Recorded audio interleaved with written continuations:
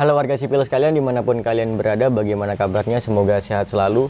Hari ini sisi lain kedatangan tamu istimewa, Presiden Mahasiswa Universitas 17 Agustus 45 Banyuwangi. Di sini kita ditemani oleh Pres Andre. Bagaimana kelanjutannya? Tonton video ini sampai habis. Jangan di skip, cok. Oke, Pres Andre. Sehat, Pres Andre? Alhamdulillah. Alhamdulillah. Alhamdulillah sehat. Kesini tadi sama siapa?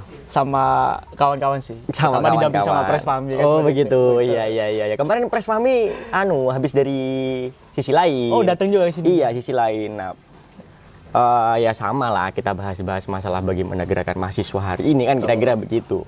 Nah, Pres Andre, to the point aja nih. Siap. Hari ini kan yang hangat itu persoalan KUHP. Kitab Undang-Undang Hukum Pidana. Pres Andre selaku Presiden BEM, selaku mahasiswa aktif yang membawa nafas dan nilai-nilai semangat agen perubahan. Betul. Melihat hal itu bagaimana kira-kira? Tentu ketika kita berbicara perihal KUHP, kawan-kawan juga udah sering membaca ulasan-ulasan yang ada di media dan sebagainya. Tentu hal ini ada sedikit kemunduran di sana, utamanya di dalam perihal demokrasi. Tentu dari pasal-pasal yang ada di dalam KUHP banyak yang disorotin oleh kawan-kawan aktivis, kawan-kawan mahasiswa dan sebagainya, bahwasannya di dalam pasal-pasal tersebut banyak pasal-pasal yang teridentifikasi untuk adanya pembungkaman perihal demokrasi. Apalagi adanya pasal penghinaan terhadap presiden dan sebagainya, dapat terancam pidana dan sebagainya. Tentu ini sebuah kemunduran bagi demokrasi yang ada di Indonesia ketika kita melihat dan berbicara perihal KUHP yang telah disahkan beberapa waktu yang lalu oleh DPR RI, terutama seperti itu.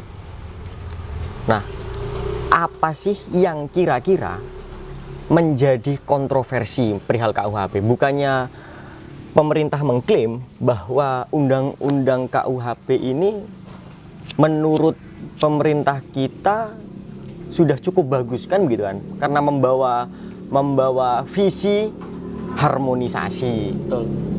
Kemudian apa, dekolonialisasi, terus kemudian membawa visi demokrasi kan begitu.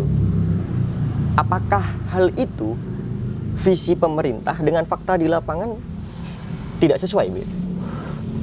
Tentu ketika kita berbicara visi pemerintah dan sebagainya, dirasa teman-teman ataupun pemerintah yang ada di pusat utamanya, ini jarang sekali mereka turun ada di lapangan. Sehingga apa yang dikatakan oleh pemerintah ini sudah ideal dan sebagainya, ini berbanding terbalik dengan apa yang ada di lapangan. Kita berbicara perihal demokrasi, terus KUHP dan sebagainya, terutama perihal KUHP di sini, undang-undang yang mengatur perihal pidana.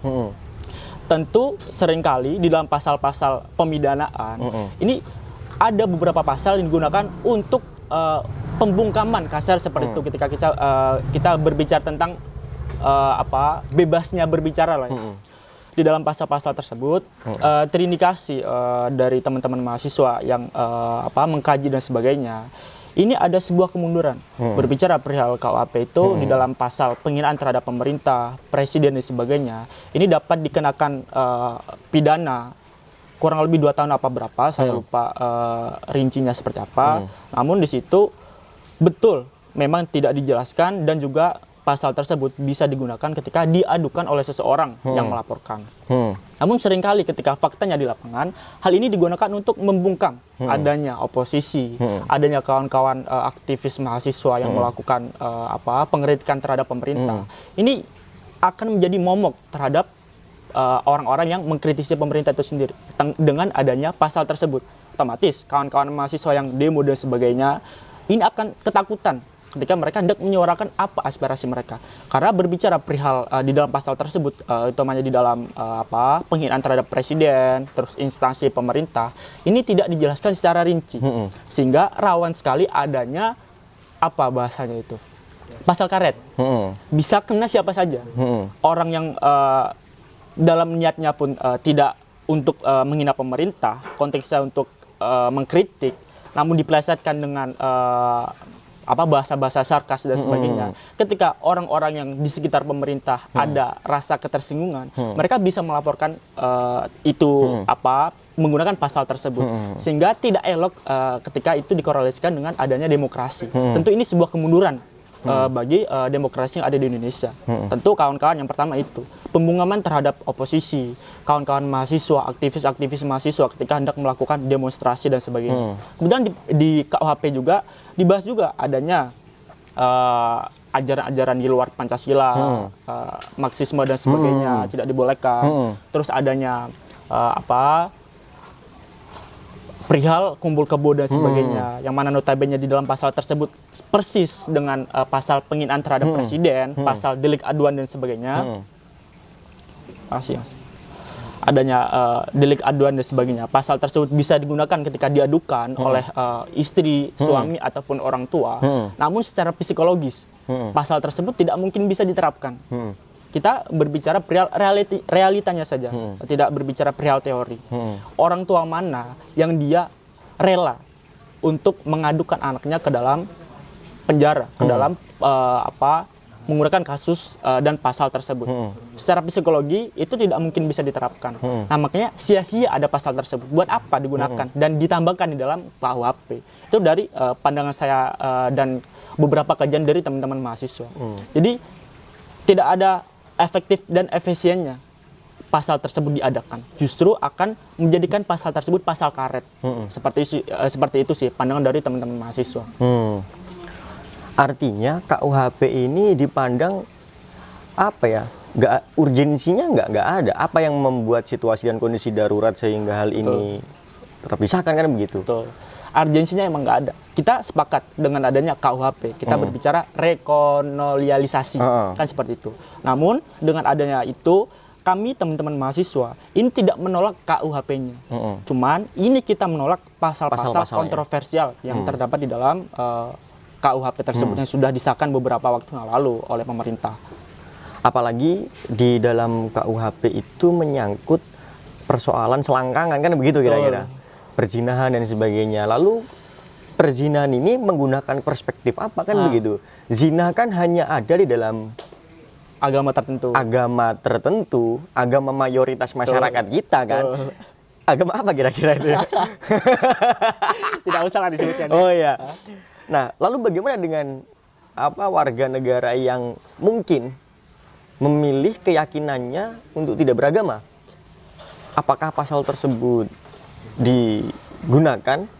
Kan kurang efektif, kurang mengena terhadap keseluruhan masyarakat yang seperti itu. Hanya berbicara perihal golongan-golongan tertentu. Apalagi yang single ketemu single, kan begitu. Betul. Susah kan seperti itu. Iya. Lalu melihat KUHP nih, apa langkah Pres Andre dan kawan-kawan yang lain menyikapi hal ini? Apakah mau demo kah, atau mau audiensi kah, atau bagaimana kira-kira langkah mahasiswa hari ini?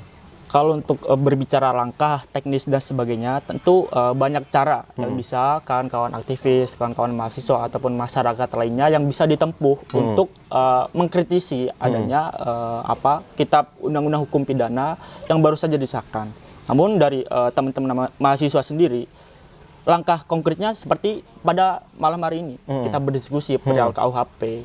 Ini salah satu bentuk edukasi juga kepada kawan-kawan, masyarakat umum dan sebagainya untuk bagaimana mereka mengerti ini loh muatan-muatan yang ada di dalam KUHP. Itu salah satunya langkah konkret yang kita lakukan. Terus yang kedua, dari teman-teman BEM juga, beberapa BEM di Banyangi, kita udah sepakat untuk melakukan sebuah kajian bersama. Entah itu sifatnya dialog publik ataupun untuk teknis mungkin nanti menyusul. Ini kita udah dengan beberapa BEM di sekitar kota sendiri, masih belum di seluruh. Ini kita udah merancang perihal itu. Kita akan mengadakan dialog untuk pembahasan RKUHP itu sendiri, KUHP yang udah disahkan. Tentu nantinya pasti akan ada gerakan-gerakan dari teman-teman ataupun elemen-elemen masyarakat lainnya, entah dari masyarakat, mahasiswa, buruh dan sebagainya. Tentu ini juga dirasakan oleh masyarakat umum lainnya, tidak cuma mahasiswa, tapi seluruh kalangan masyarakat bisa kena. Itu dari langkah konkret yang akan kita lakukan dari teman-teman mahasiswa. Nah, step pertama mungkin melakukan kajian-kajian tersebut, dialog publik, baru ketika kita udah mantap perihal kajian, kita soundingkan. Entah itu teknisnya langsung kita audiensi dengan pemerintah terkait, ataupun kita menyuarakan di jalanan. Tentu banyak pilihan kan untuk menyuarakan suara tersebut. Seperti itu. Akan tetapi dalam KUHP sendiri, itu kan menyangkut hak yang mungkin disetujui oleh masyarakat. Contoh dalam pasal berapa itu saya lupa, bahwa dalam KUHP itu kepada tetangga yang berisik di malam hari, yang mengganggu tetangga lainnya, yang melakukan kebisingan sehingga menciptakan sebuah hal yang mengganggu di malam hari, itu boleh dipidana. Nah itu kan apa namanya, mendukung kira-kira untuk ketentraman dan keharmonisan bermasyarakat. Betul. Bukankah itu disetujui oleh masyarakat? Lalu bagaimana dengan hal itu? Gini, seperti yang saya jelaskan di awal, pada dasarnya kawan-kawan elemen-elemen masyarakat yang melakukan penolakan terhadap KUHP ini bukan menolak terhadap KUHP keseluruhan, namun ada beberapa poin yang memang digarisbawahi oleh teman-teman mahasiswa. Ini ada problem di situ ketika itu disahkan juga. Pada dasarnya kita tidak menolak KUHP. Tentu, tadi saya sampaikan bahwasanya kita sepakat adanya KUHP karena mendukung rekolonialisasi. Kolonialisasi. Iya, iya. Kita mendukung adanya itu. Kita tidak menolak adanya KUHP, namun kita menolak pasal-pasal kontroversial yang tertuang di dalam Kitab Undang-Undang Hukum Pidana tersebut. Mungkinkah KUHP ini digunakan untuk pemerintah dengan tendensi kepentingan yang lain? Misal pemerintah 3 periode mungkin, agar nantinya tidak terjadi gelombang penolakan massa, atau mungkin dijadikan sebagai alat agar lebih mudah mengkriminalisasi warga, mengkriminalisasi masyarakat, agar kejahatan-kejahatan yang dilakukan oleh pemerintah ini tidak terjadi penolakan gitu? Tentu saja itu sangat mungkin dilakukan oleh pemerintah ketika kita melihat beberapa pasal tersebut, utamanya di dalam ini tadi yang disorotin oleh kawan-kawan elemen-elemen masyarakat yang melakukan penolakan, berhal itu tadi pengkritisan terhadap pemerintah, bukan pengkritisan, tentu dari penghinaan presiden, wakil presiden, lembaga negara. Nah, ini kan ada tendensi di situ untuk adanya pembungkaman, mempermudah warga agar dikriminalisasi dengan adanya pasal tersebut. Nah, soalnya di situ tidak dijelaskan secara rinci penghinaan itu seperti apa, terus penghinaannya seperti apa yang bisa menggunakan pasal tersebut, sehingga ini tadi yang saya katakan di awal, ini ada pasal karet di situ, semua bisa kena. Ketika kita salah ngomong sedikit pun, itu kita bisa terjerat oleh pasal tersebut. Karena secara klausul tidak pasti. Betul. Tidak rinci di situ dijelaskan. Yang dimaksud kritik bagaimana, yang dimaksud menghina bagaimana, kan begitu. Betul. Tidak dijelaskan di situ. Sehingga itu tadi yang saya katakan. Kita tidak menolak adanya KUHP, kita sepakat adanya KUHP. Namun kita menolak pasal-pasal, beberapa pasal yang ada di dalam KUHP. Salah satunya itu, penghinaan terhadap presiden, instansi pemerintah dan sebagainya. Nah, di dalam KUHP kan juga tertulis bahwa pengurangan masa tahanan untuk pelaku korupsi. Itu Pres Andri melihat hal itu bagaimana? Betul apa yang dikatakan sama Mas Nasir tadi. Apakah mungkin di dalam KUHP ini bisa ada tendensi digunakan pemerintah untuk sedikit banyak untuk kepentingan golongan mereka? Bisa saja.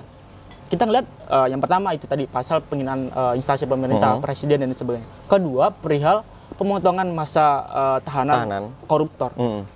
Pak, urgensinya untuk pemotongan apa? Sedangkan orang loh katanya HAM. Betul. Ya, ketika kita korelasikan dengan HAM, hukum di Indonesia ini belibet seperti itu, muter-muter. KUHP berbunyi seperti ini. Kemudian berbicara HAM bunyinya seperti ini. Terus langkah-langkah apa yang bisa digunakan? Kan seperti itu. Bingungnya kita di situ, Pak. Karena negara kita mengalami obesitas hukum hari ini. Obesitas hukum yang aturannya banyak sehingga nggak tahu mana yang dipakai, mana yang bisa digunakan. Seperti itu. Bingungnya di situ kita ketika berbicara hukum yang ada di Indonesia. Lalu katanya kalau tidak sepakat dengan KUHP silakan ajukan ke MK untuk judicial review, kan begitu. Nah, itu kan prosedural, prosedur untuk menggugat pasal-pasal yang kontroversi menurut Pres Andri tadi. Lalu bagaimana dengan hal itu? Sambil rokokan dulu. Oh, boleh. Ini.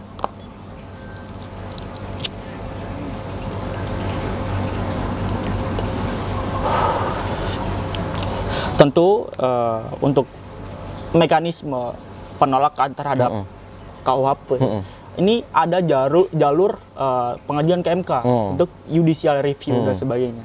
Nah, tapi kan di situ berbicara perihal mengajukan ke MK untuk judicial review dan sebagainya, itu secara garis besar yang ada di buku, textbooknya bisa melalui MK, judicial review dan sebagainya. Namun secara realita, apakah dari kita tarik ke belakang beberapa tahun kemarin, ada beberapa undang-undang yang disahkan, terjadi penolakan dan diajukan ke MK, berapa persen dari kawan-kawan yang melakukan penolakan dan mengajukan ke MK untuk judicial review yang berhasil goal? Nggak ada. Pertanyaannya di situ. Apakah ada yang Nggak goal? ada. Nah, tentu Ketua MK-nya bukannya adik iparnya presiden kita. Iya kan? betul. Ada kiparnya, Pak. Susah kita berbicara itu kan. Tentu kalau kita berbicara secara teoritisnya, textbooknya, ada tahapan itu kita ajukan ke MK untuk pengajuan judicial review. Namun secara realitanya, Pak, berapa persen ataupun undang-undang yang diajukan ke MK untuk pengajuan judicial review ini yang berhasil goal? Ini yang menjadi teman-teman mahasiswa ini pesimis gitu loh terhadap untuk menolak terhadap KUHP tersebut. Namun ini bukan menjadi dasar dari teman-teman mahasiswa untuk berhenti melakukan sikap-sikap penolakan terhadap KUHP tersebut. Itu yang kita beratkan di situ, titik beratkan. Betul, masih ada proses-proses yang bisa kita lalui untuk melakukan penolakan. Namun apakah bisa berhasil? Itu kan tanda tanya besar untuk kita, seperti itu. Bukankah KUHP itu baru diberlakukan 2 tahun kemudian setelah disahkan? Betul. Itu gimana? Artinya berarti selama 2 tahun ke depan KUHP ini masih belum berlaku dong? Belum bisa berlaku. Tapi kemarin aku baca di media sosial beberapa waktu yang lalu ada 15 demonstran yang diangkut dan ditahan tanpa alasan yang jelas dan tidak diketahui ditahan di mana setelah melakukan gerakan demonstrasi. Bukankah ini sudah menjadi apa ya?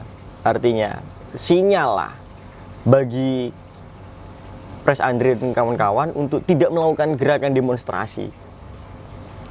Nggak takut Pres Andri untuk hal itu? Tentu tindakan-tindakan apa bahasanya, represif atau apa dari aparat ini seringkali terjadi ketika adanya sebuah penolakan-penolakan ataupun aksi apapun di setiap momentum-momentum demonstrasi. Tentu itu bukan jadi alasan bagi teman-teman mahasiswa. Dari tahun pas reformasi dan sebagainya, ini udah ada, Pak, yang namanya korban jiwa ataupun korban-korban yang diculik, entah ditaruh di mana kita nggak tahu. Itu sudah ada dari zaman dahulu. Tentu apakah teman-teman mahasiswa mundur? Dirasa tidak dengan adanya hal itu. Jadi nggak takut sama sekali teman-teman mahasiswa. Luar biasa sekali anak-anak muda sekarang ya. Kira-kira seperti itu. Tapi kan hari ini masyarakat sudah krisis kepercayaan begitu dengan gerakan mahasiswa hari ini. Artinya tanpa mahasiswa pun masyarakat sudah bisa melakukan gerakan demonstrasi ataupun melakukan perlawanan. Berarti kan mahasiswa hari ini dirasa perannya sudah kurang diyakini bahwa bisa membawa aspirasi masyarakat. Karena beberapa kejadian, beberapa gerakan demonstrasi disinyalir, diduga bahwa mahasiswa itu membawa atas nama rakyat, tapi sejatinya di balik itu tidak sama sekali Pres Andri. Betul. Nah, Pres Andri melihat hal itu bagaimana? Dengan masyarakat yang sudah mungkin dirasa kurang percaya lagi dengan mahasiswa. Tentu kan adanya krisis kepercayaan dari masyarakat terhadap teman-teman mahasiswa.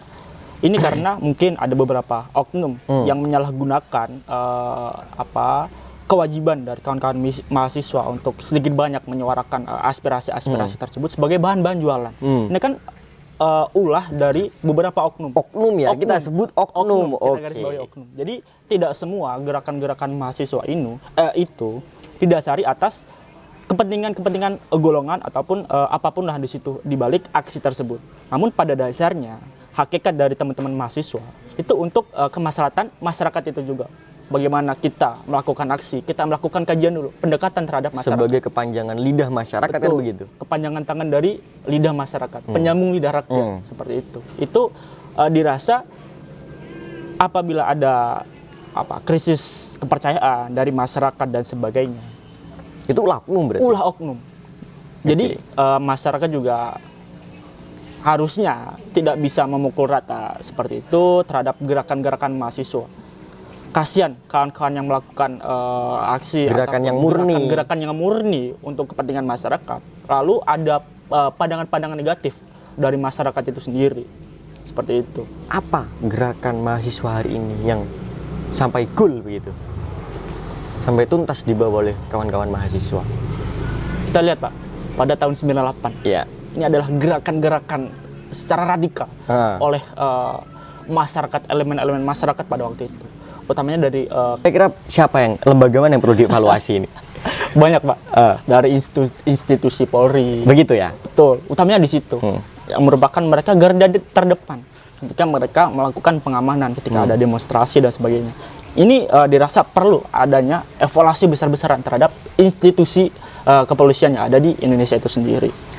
Misal, produk KUHP ini kan dilahirkan oleh DPR nih.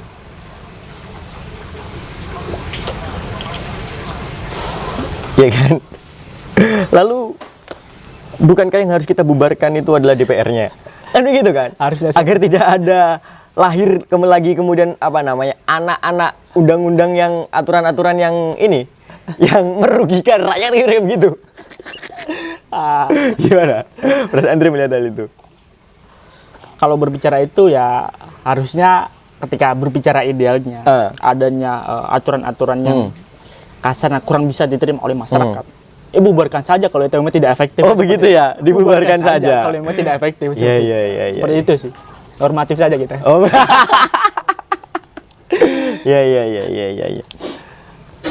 Lalu Mas Andri melihat nih, apa yang hendak disampaikan untuk warga sipil sekalian yang ada di rumah melihat bahwa KUHP ini memang benar-benar dirasa tidak seharusnya disahkan begitu. Silakan Mas Andri untuk disampaikan ke warga sipil. Tentu ketika kita berbicara apa yang kita bisa sampaikan terhadap warga sipil ini secara garis besar saja berbicara perihal indeks demokrasi dengan adanya pasal-pasal yang ada di KUHP tersebut. Ini ada indikasi penurunan di situ. Perihal kebebasan kita berpendapat. Memang betul tidak dijelaskan secara rinci bahwasanya kita tidak boleh melakukan demonstrasi untuk tidak melakukan pengkritikan terhadap institusi pemerintah dan sebagainya terhadap kebijakan-kebijakannya. Namun dengan adanya pasal-pasal tersebut bahwasanya ini ada gambaran besar di situ bahwasanya ketika kita melakukan sebuah penolakan ataupun kasarnya kritik terhadap pemerintah, ini kita bisa kena dengan adanya pasal-pasal tersebut.